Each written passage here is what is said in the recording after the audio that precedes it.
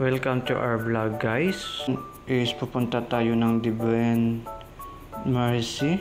Ang pagsakay ng bus is abot siya ng 1 hour at 30 minutes bago makaabot sa Divine. Sasakay muna tayo ng habal-habal. Ang pamasahe dito patungo sa Divine Mercy 15 pesos. Pag double ride is 30 pesos lang ang mababayaran mo sa habal-habal. Kasi dito 5 minutes ay makaabot doon. At ngayon is nakadating na tayo dito. Ito yung pinaka-entrance nila. Entrance gate. Hello guys, so natadani sa Divine Mercy para mula ano kita.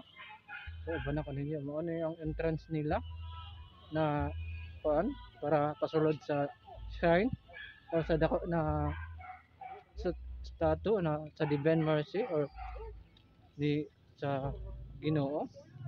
So abani ko ninyo. So what's up guys?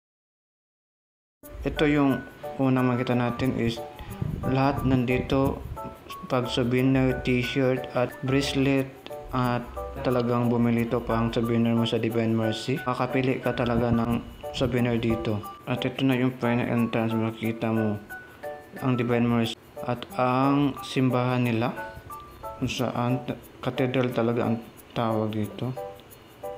At ito ay isang wishing water kung saan pwede kang maglagay ng mga senselyo dito.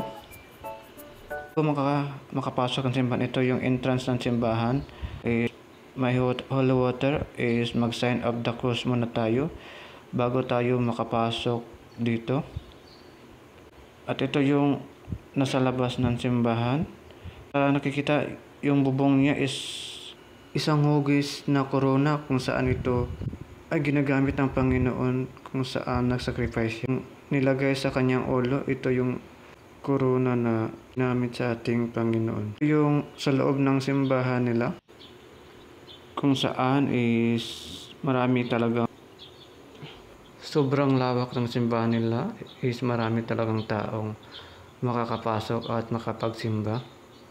Namin dito is wala masyadong tao, pero pag linggo is marami pumupunta dito at nagsisimba sa shrine ng Divine Mercy. At naniniwala din ako dito is may milagro dito kung saan pwede kang mag-wish dito. Magdasal is pakikinggan ka talaga ni Lord at walang namang imposible lang tayo. At before tayo aalis is dapat mag-pray tayo at mag-iwan tayo ng prayer bago tayo lalabas. Kailangan talaga tayong magdasal at magpapasalamat sa araw-araw na binigay ni Lord sa atin. At ito din yung mga schedule sa activities nila at mga misa nila. Sa hindi pa nakapunta, tingnan lang ninyo yung schedule. At bago ka punta doon sa malaking Jesus, iwan mo na yung bag natin sa baggage. At dito talaga is makita mo yung schedule nila. Pwede din kayong magkuhan dito if hindi nyo alam anong schedule, or nandito na lahat yung schedule, misa, activities nila or kumpisa nila. So hello guys, so nakaharap sa Divine Mercy Shrine. Kanina na guys, grabe ka sa grado. Dapat ilim lang ka, dapat nakapokus ka. Morning ang Divine Mercy Shrine sa El Salvador, Misamis Oriental. So kani atong nasa atubangan na to is ang nakadako na Jesus. O ang kaning hagdan is kung musaka ka, dapat maghilom lang ka, dapat magkan kag prayer. O labi na ang iyang hagdan ani is 100 foot step ang imo kan para makasaka ka dito. So ano yung contact view sa Divine Mercy.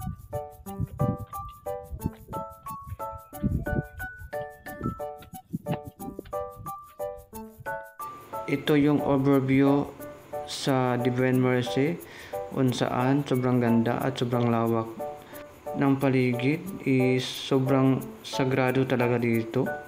Bawal ka din mag-ingay dito, dapat silent lang kasi sagrado itong place sa Divine Mercy. At sana ngayong 2024 is gabayan tayong lahat ng ating Panginoong Hesus sa mga plano natin. At salamat sa panonood. God bless you all. See you in my next video. Thanks for watching.